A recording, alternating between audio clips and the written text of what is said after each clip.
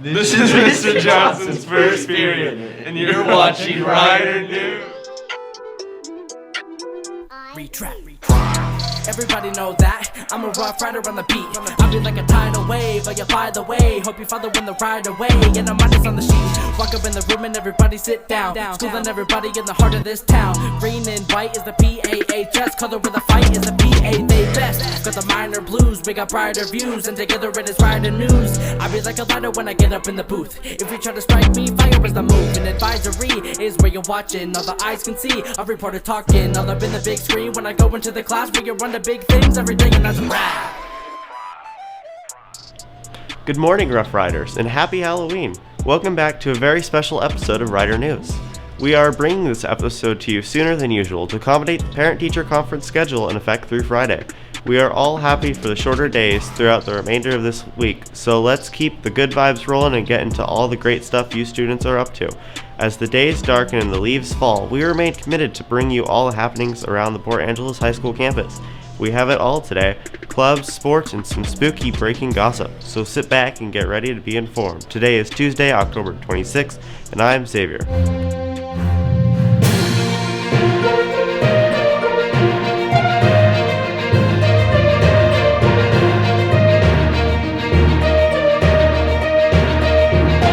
One of our most popular ASB programs here at the Port Angeles High School is our DECA Club. These students learn about leadership and sharpen entrepreneurial skills through hands-on activities like running our campus student store, Rider Avenue. You've seen them selling concessions at sporting events, but they have much more going on than you realize. Right now, they are gearing up for their annual Thanksgiving Baskets food drive, but they also have some incredible news to share. The club was just approved for an overnight field trip, the first since the start of the pandemic. This could be a game changer for other programs on campus. So let's give the DECA Club our undivided attention as they share with us everything they are up to. Take it away, DECA.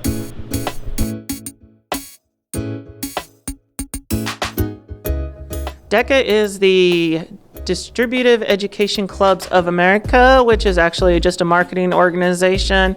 It's an international one. There's over 25,000 people involved in it, students, and it is run out of DC. We have a Washington-based one, and we get to travel and we get to see lots of things and be part of a leadership organization.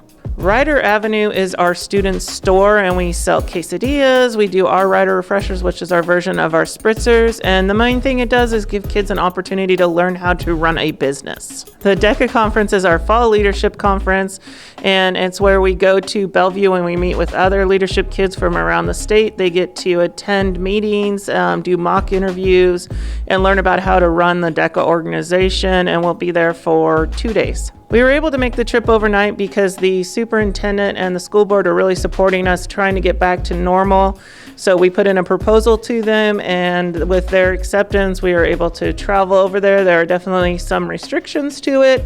DECA is doing a great job of trying to make sure that our students are safe while we're there. So you either have to be vaccinated or you have to have a negative COVID test before we go, and then we have to wear masks throughout. Part of the conference actually are giving us masks that the kids get to wear that'll have Washington DECA. So branding is always important in marketing. And then while we're there, it's 2 kids to a hotel room just to make sure that we're not spreading anything and staying safe.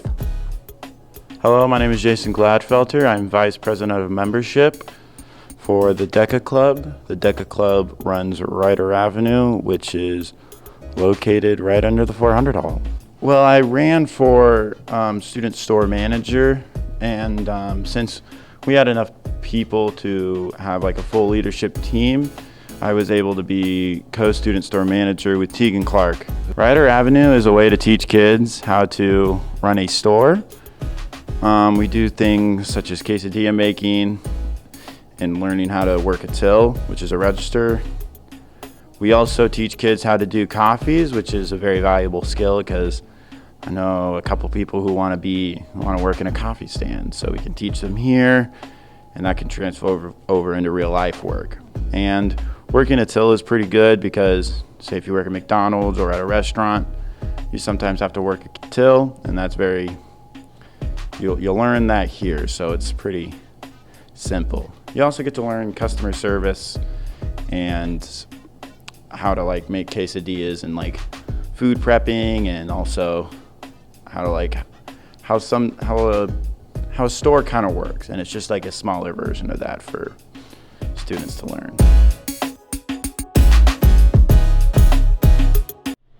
Thank you to Jen Rogers and all the students involved in DECA for giving us that peek into your world. We are excited to hear about your conference when you get back. We will be talking more about the Thanksgiving basket food drive a little later in the semester, so you can look forward to plenty of upcoming news from DECA soon. Let's now turn our attention back to the sports and showcase our Lady Roughriders as they are finishing up a great season of volleyball. Many of you have shown up in our gym for the home games to cheer these ladies on, so let's turn things over to them to share everything about their season so far and what it's like to be a part of the team.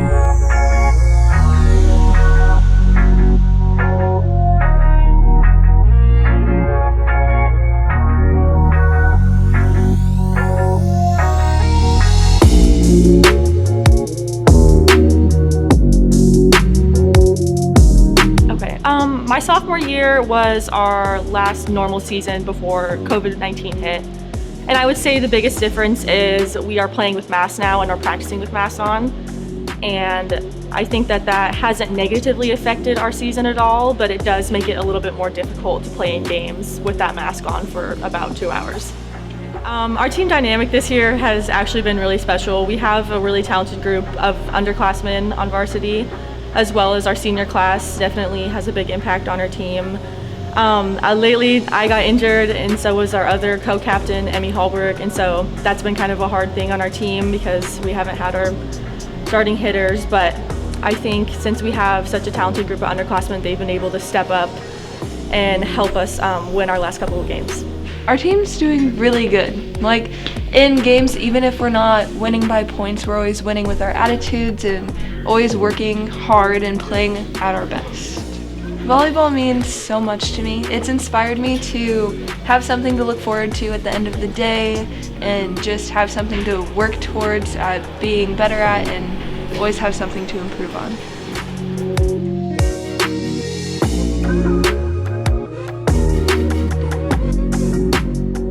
Great job, Roughriders. We will continue to cheer you on at our own Port Angeles High School gym and look forward to possible postseason competition. Although most of our news stories consist of clubs, sports, or other programs and activities around campus, we are bringing you a breaking story right now straight from Pam Helpensdale in our leadership class that delves into the dark past of Port Angeles community and some recent spooky findings. Do we have your attention? You definitely want to hear about this.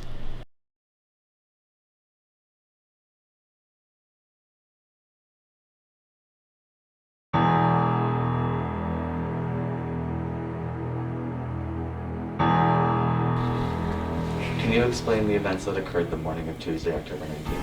The morning of Tuesday, October 19th, I was alerted of a strange situation in room 115.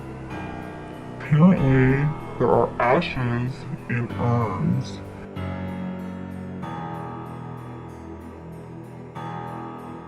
I grabbed some scissors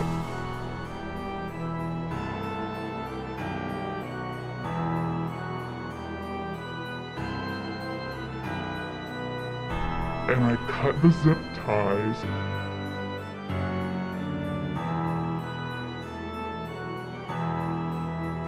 And sure enough, there were urns with ashes in them. It was just a normal day. Me and my friends were just talking. And all of a sudden, Jim, he was on the floor. More students ran to the scene. I tipped the urn over and the ashes fell to the ground.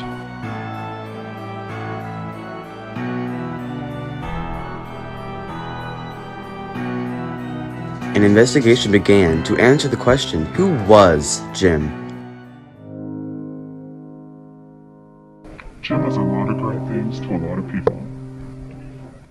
He was a visionary STEM crusader. A guide with the Mountaineers. He was one of the most accomplished aeronautical engineers of his time. Advocate for Seattle Public Schools. He was a craftsman, an only father to foster kids, a doll maker, a Sharpie sniffer.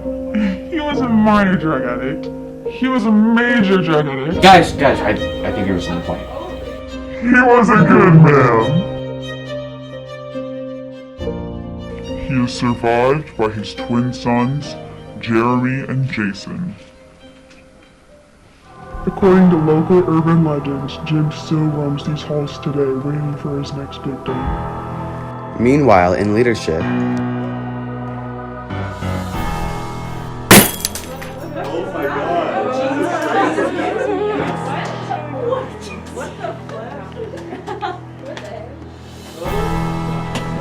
Jim!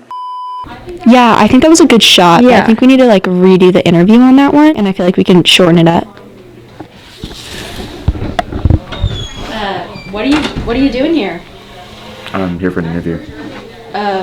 We didn't ask you to interview. I'm here to tell the truth about Jim. Yeah, sorry, bud, but we already got all the interviews. They need to know the truth about Jim. No, I'm sorry. They need to know what really happened. I'm sorry, we already got everything we need. He isn't who you think he is! No, cut!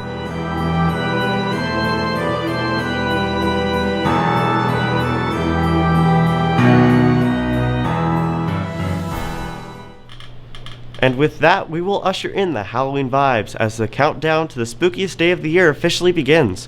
Make sure you listen to the bulletin about all the festivities taking place on campus throughout the rest of the week.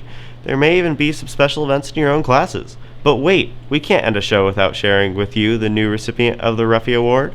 Ruffy has spent the last week partying with Uranic in room 413. Now let's see where Ruffy will be spending Halloween. We will return to our normally scheduled show time next week. Until then, stay safe, and thank you so much for watching this very special episode of Rider News.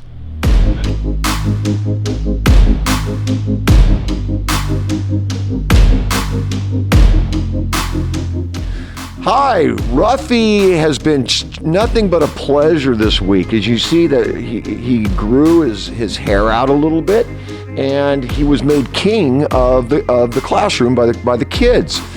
I'm really going to miss Ruffy, but you know what? Ruffy has to go on. And Ruffy next week will find his way into the library. And in the library, I am nominating for the Ruffy Award Ms. Fairchild, who has worked with me in my classroom, and she's an expert teacher, helping kids one-on-one to get through the class. She is an invaluable resource to this high school. And Miss Shilke, who runs the library, runs all the tech in that area, has to deal with several headaches a day, and she still has time to listen to me when I'm feeling like I'm going out of my mind.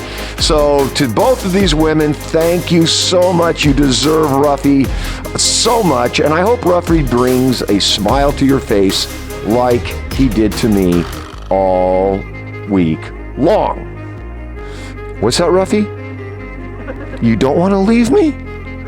Ruffy, I know we've been so close, and I love you so much, but you have to spread joy to everybody. And today, here, the people I talked about, here they are, Miss Shilke and Miss Fairchild. They are the greatest, and they're going to take care of you, Ruffy, throughout the next week. Oh, Ruffy! Applause, please. Thank you. Thank you for nominating us. Come by the library And take a picture with us. How excited are you to have Ruffy? Oh my gosh, we're so excited. We're so excited.